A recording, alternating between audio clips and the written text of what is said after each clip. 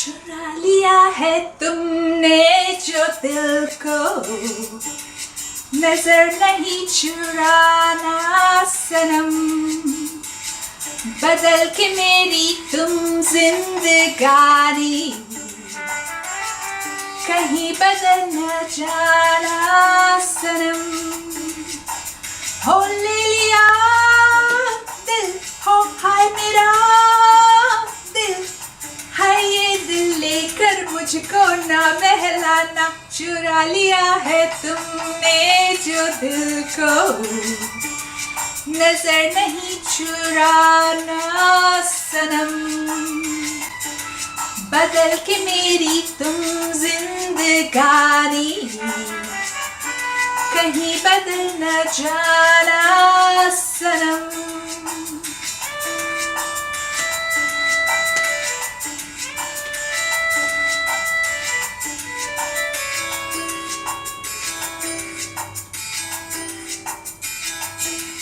बाहर बन के आऊं कभी तुम्हारी दुनिया में, गुजर न जाए ये दिन कहीं इसी तमन्ना में। बाहर बन के आऊं कभी तुम्हारी दुनिया में, गुजर न जाए ये दिन कहीं इसी तमन्ना में। तुम मेरे हो तुम मेरे हो, आज तुम इतना वादा करके जाना। चुरा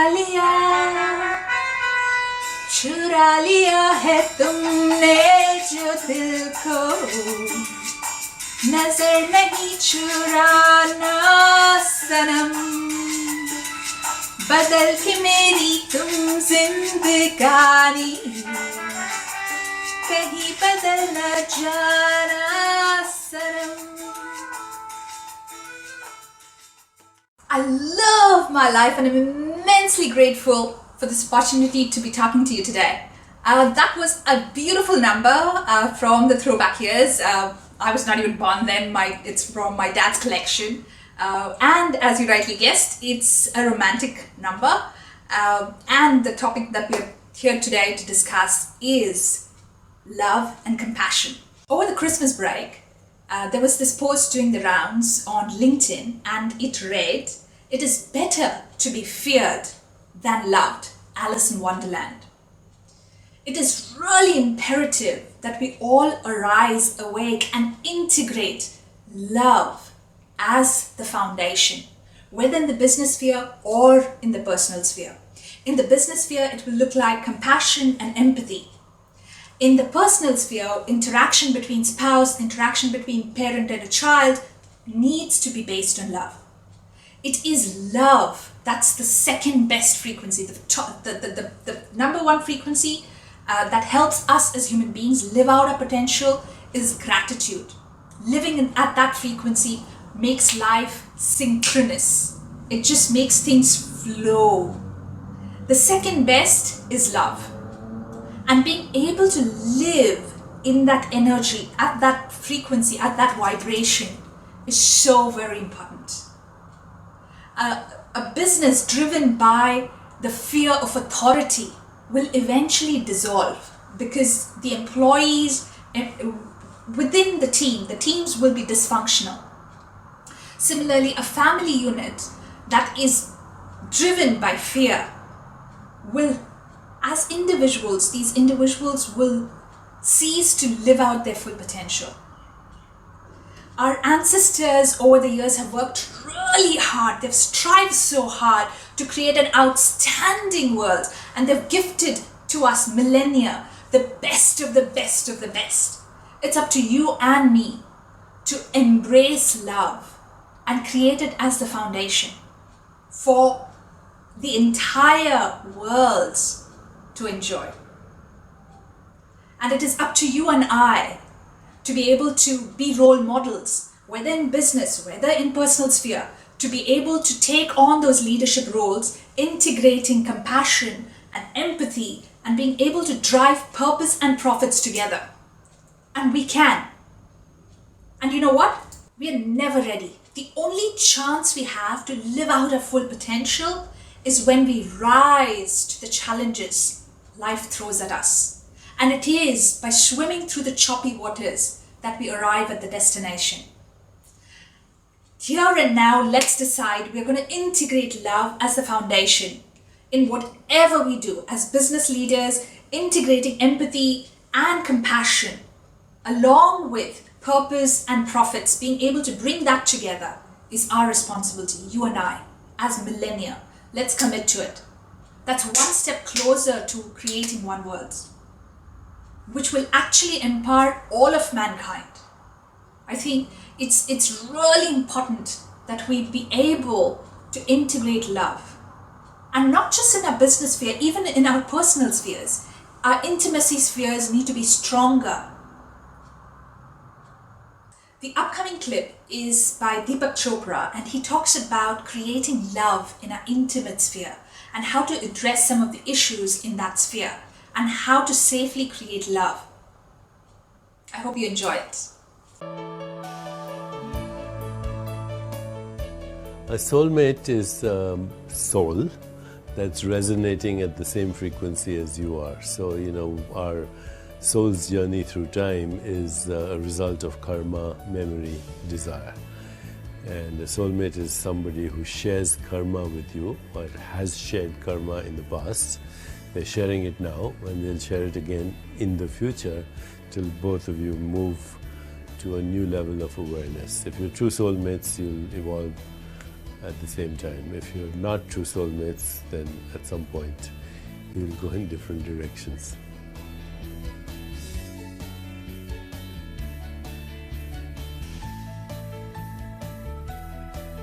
The correct mindset to attract soulmate is not to look for the right person, but to become the right person. So never ask what kind of person I want to attract in my life. Ask yourself what kind of person I want to be, and then when you become those qualities, then the soulmate will show up to reflect those qualities, because every relationship is a mirror, and if you don't like what you're seeing in the mirror, then you don't fight with the mirror or break it. You change the reflection by changing yourself.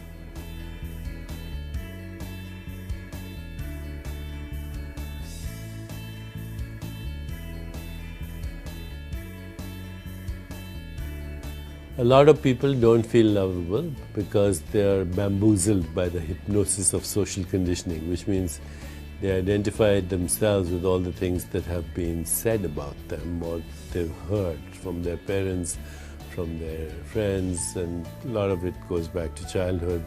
So they have accumulated a lot of labels, and then they've created a story that makes them feel unlovable. The key, of course, is to go beyond the story, because your true self is before the story started, and your true self already is lovable, is full of joy, is full of compassion, empathy, and equanimity, which makes you so irresistibly lovable.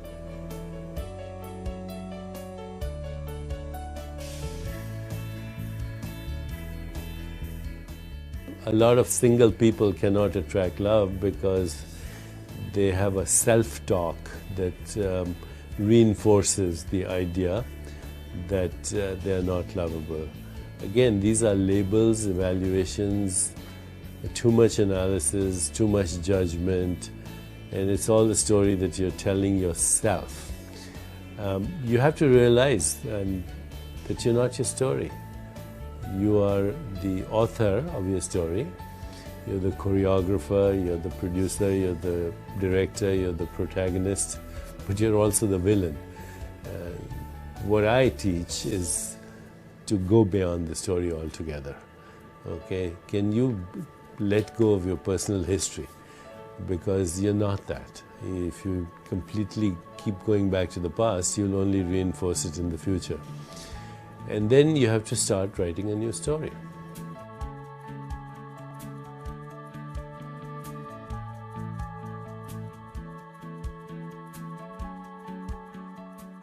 Well, in Eastern wisdom traditions, it is believed that all love is ultimately taking you in the direction of spirit, or what we call universal consciousness, divine consciousness, God consciousness, unity consciousness. Love unfolds through stages. So in romantic love, first you have attraction, then you have infatuation, then you have communion, then you have intimacy, which frequently includes sexual experience, and beyond that there is surrender, passion, ecstasy. Those are the stages through which love unfolds. And ecstasy is that finding of spirit, because ecstasy is physical, it's mythical or archetypal, and it's universal. It's ecstasy, which is a direct result of intimacy with the divine in you and the divine in the other.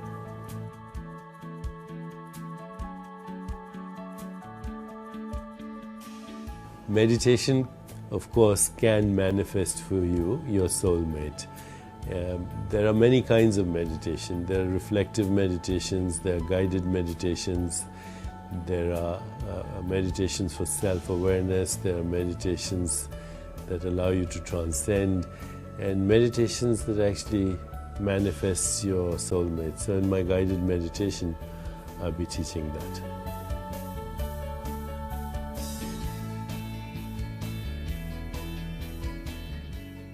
What's the one thing you can do today to attract soulmate? Be the change that you want to see in others. It's always that. We're not looking for the right person, we're becoming the right person. Because everything that happens to you, every situation, circumstance, event, and person in your life is reflecting something about you. So think of all the qualities you want in your loved one, in your soulmate. Become those qualities and you'll manifest your soulmate.